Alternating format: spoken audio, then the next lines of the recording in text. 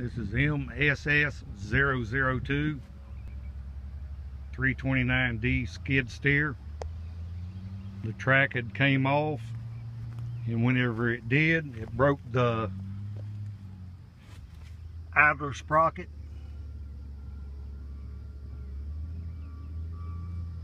And these tracks are in pretty bad shape. Probably need to be replacing the tracks also on it.